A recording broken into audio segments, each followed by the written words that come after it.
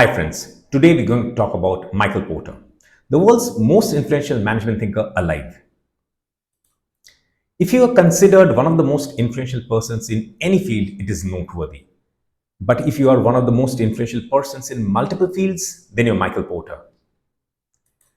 Porter is considered to be the father of modern strategy, one of the most influential thinkers on management, one of the most influential thinkers on competitiveness, and one of the most influential business strategists. Michael is an American professor and academic known for his theories on economics, business strategy, and social causes. Porter's contributions are varied. These are a list of some of them: Porter hypothesis, Porter's five forces analysis, and Porter's four corners model. First, let us discuss about Porter hypothesis, which is probably the least well-known amongst his theories. 1991, as an economist, Porter formulated the hypothesis in 1991 in an article, America's Green Strategy, in which he discusses about the concept of the innovation effect. So normally, in any business setting, if government imposes environmental regulations, that would seem to be to a detrimental effect on the company, because now it has to take care of certain regulations and it has to deal with those. It has to cater to those. Naturally, the cost would seem to increase to cater to the governmental regulations. Also, it would need to innovate, and there would be a cost associated with innovation.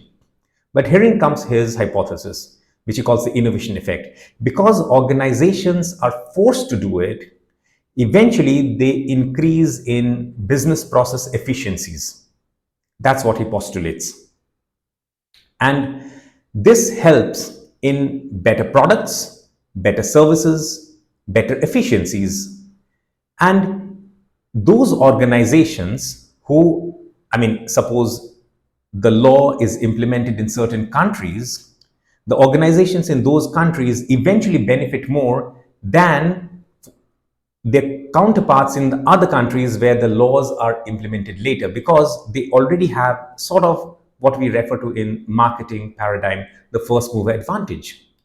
So there is some truth to it. Nevertheless, there are elements such as lack of proper evidence to support this. So there is some empirical evidence, but not definitive ones. This was one of the reasons why it never became very popular, as some of his other theories have become.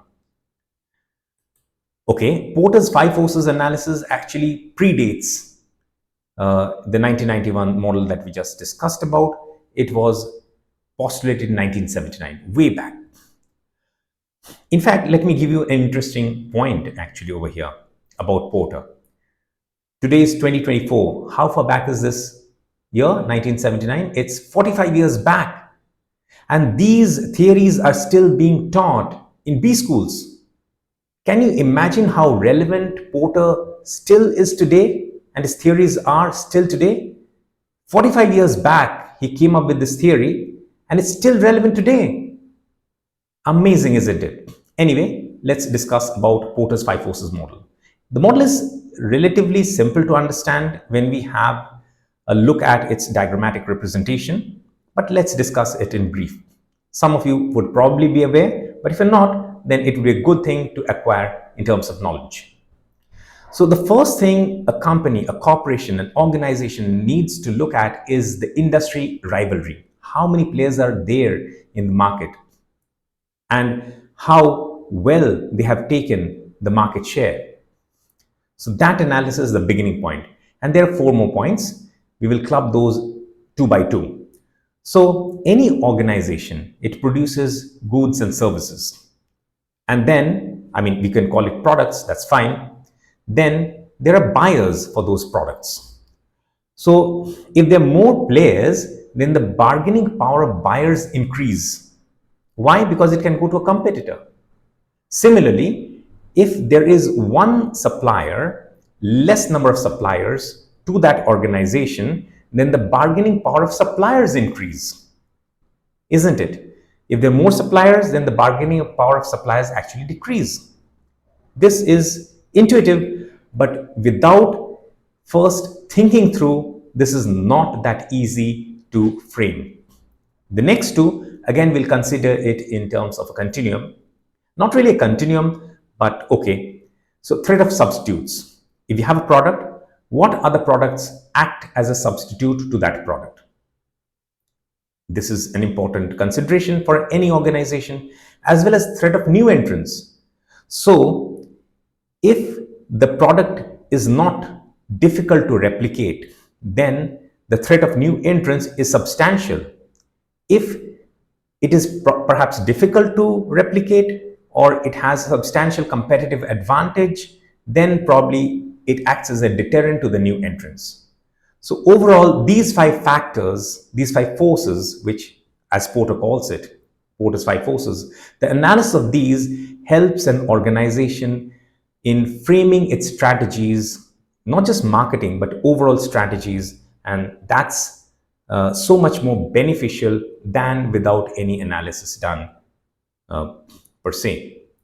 We'll move on to the next topic.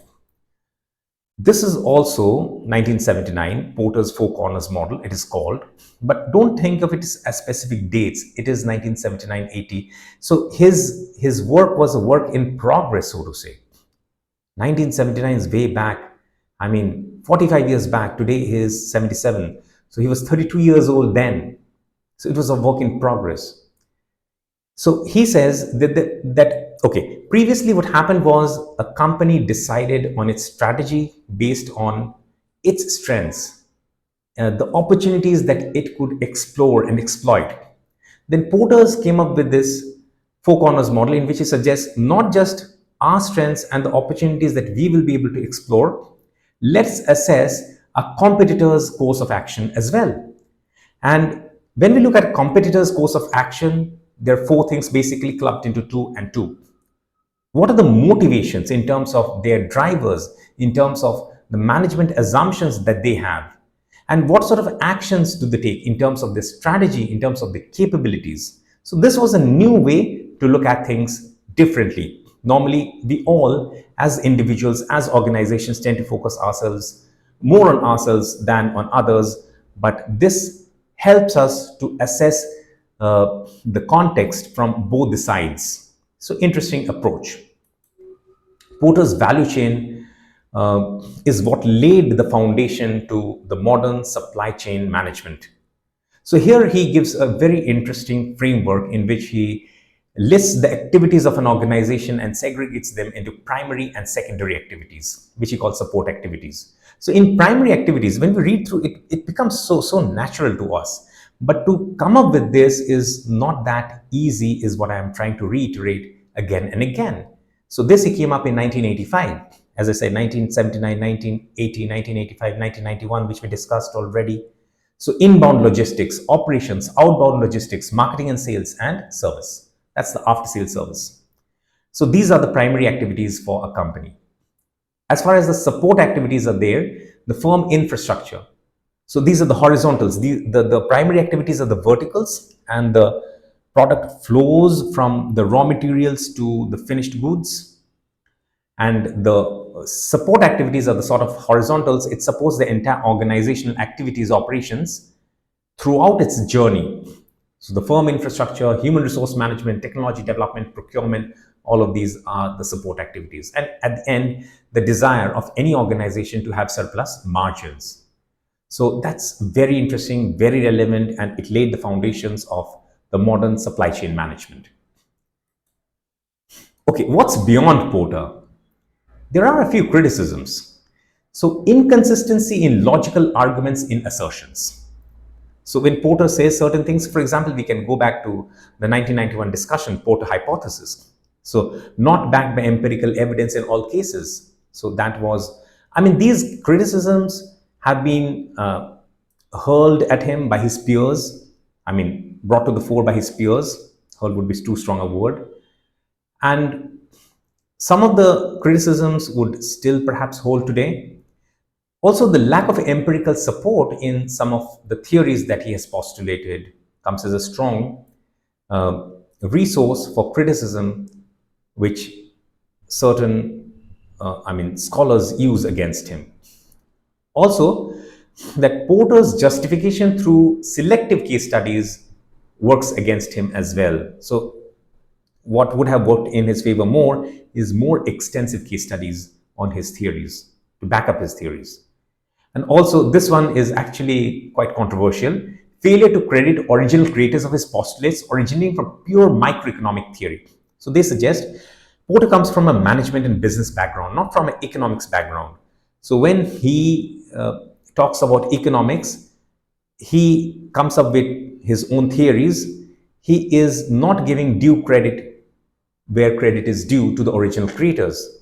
And he's using those microeconomic theories, pure microeconomic theories, and bringing them together to postulate his own sort of formulations. So the origin is there somewhere else, and he's not giving enough credit where credit is due. This is perhaps the severest of the criticisms that we have looked at. Okay, what is my take on the criticisms on Porter? Well, some of these arguments do still hold good today, but I say even if it is inspired, I say it's inspired, then it is not easy to look or integrate 3, 4, 5 different things and come up with a working formulation, postulate, theory, hypothesis, which seems to give consistent results. One more thing, in addition to bringing or integrating diverse perspectives together, that takes a lot of effort.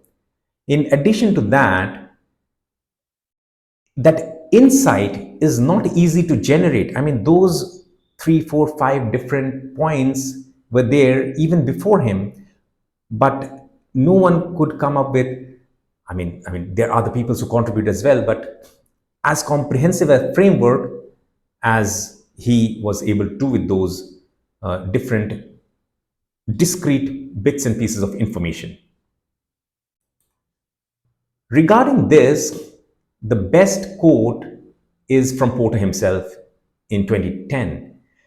So he says, "What I've come to see as probably my greatest gift is the ability to take an extraordinarily complex, integrated, multidimensional problem and get arms around it conceptually in a way that helps, that informs and empowers practitioners to actually do things." So more than purely for the sake of creating theories, his end objective was to empower practitioners to use those theories and do actual things, achieve organizational goals. So this is commendable.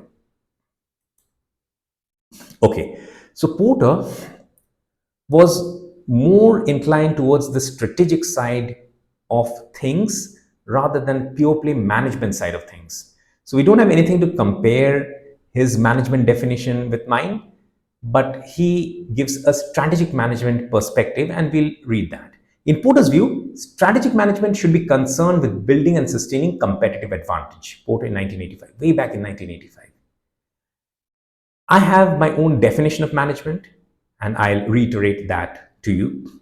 Management is a process to do, make, and organize things and or activities with the intention of achieving the vision, mission, goals through the use of necessary resources assumed available at our disposal in an effective, efficient, timely, and cost-effective manner, while being constantly guided by the organizational value system. This definition, of course, is my 2024 definition. I probably had the first draft of this definition in 2014. The soul of the definition remains the same. I've just fine-tuned it a bit. So, there is no way to compare the two, but what I would suggest is, both the definitions are in front of you to benefit from. What I would suggest is to think of it as a continuum. Management is the foundational work over which you can think of strategy acting as a top layer to help propel the organizations even more. We will talk of management, we'll talk of strategy in much more details in our subsequent sessions. And each of the topics that we briefly touched upon is so vast that that can be an important subtopic itself, which we intend to do in a separate series of lectures. So stay tuned. There are lots of materials coming up and it will be of immense benefit to all of us. Thank you.